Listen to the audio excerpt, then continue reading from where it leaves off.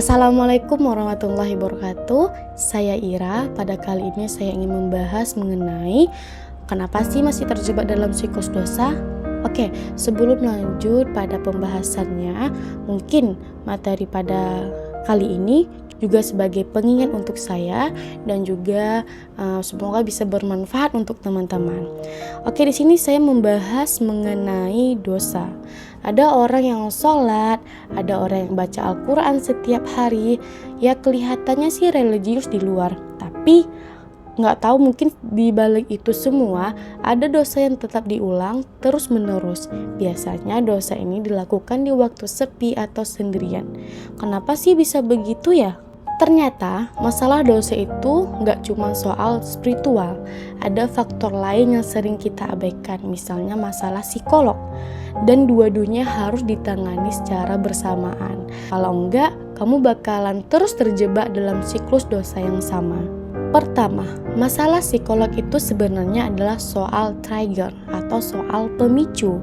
Contohnya, awalnya sih cuma nonton series movie biasa, tapi tiba-tiba muncul satu adegan yang memicu kamu atau memicu pikiranmu.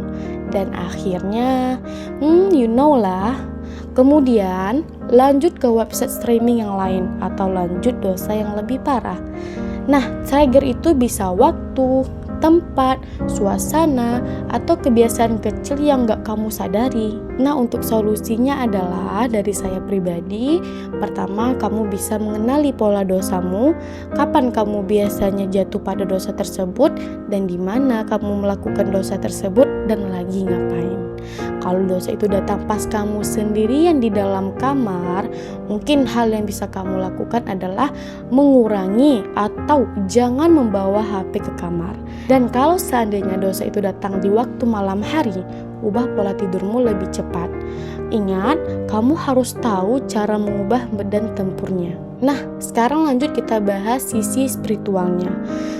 Wajar sih kalau kamu pernah taubat, lalu jatuh lagi, karena memang manusia itu lemah dan pelupa. Tapi, taubat sejati bukan hanya sekedar menyesal. Ingat, tidak hanya sekedar menyesal. Lalu dalam hatinya bilang, kayaknya 1 minggu lagi aku bakal ulangi juga sih. Nah, di sini Allah juga udah ngasih tahu nih sama kita dalam Quran surah Al-Imran ayat 135 yang bunyinya, dan mereka tidak terus-menerus mengerjakan dosa itu sedang mereka mengetahuinya. Jadi, tandanya taubat serius itu apa? Pertama, adanya komitmen yang nyata. Kedua, ada perubahan lingkungan. Dan yang ketiga, ada usaha jangka panjang. Dan kalau nggak bisa sendiri, mungkin kamu bisa minta bantuan dengan teman kamu atau cari bantuan yang menurut kamu lebih kondusif atau lebih efisien. Mungkin sekarang kamu berada di posisi kamu udah gak butuh nasihat lagi. Kamu udah tahu mana yang benar dan mana yang salah. Yang kamu butuhkan adalah dukungan dan sistem. Hai, ingat, kalau sudah bertahun-tahun jatuh di dosa yang sama, mungkin sekarang saatnya berhenti deh untuk sendirian. Coba minta tolong, cari teman, cari bantuan. Kamu gak perlu malu, kamu gak usah malu, karena Allah tahu kamu sedang berjuang. Dan ini ada kutipan dari seseorang yang mengatakan, dosa yang paling sulit ditinggalkan adalah dosa yang kamu pelihara dalam diam. Maka yang harus kamu lakukan adalah lawan dia dengan ilmu, lingkungan, dan berani untuk berubah. Kita sering mengira bahwa solusi untuk maksiat itu istighfar taubat. Padahal untuk dosa-dosa yang sudah mengakar, kadang kamu butuh strategi yang lebih nyata. Misalnya seperti buat lingkunganmu lebih sehat, lawan triggernya dengan tepat, atau kamu bisa mulai dari hal yang sederhana. Contoh, karena kita sering berinteraksi dengan handphone, dan kadang yang memicu kita pada dosa itu adalah layar HP kita. Kita nggak tahu, tiba-tiba yang kita scroll hal-hal yang kurang baik yang muncul. Nah, mungkin yang bisa kamu lakukan adalah cek following kamu.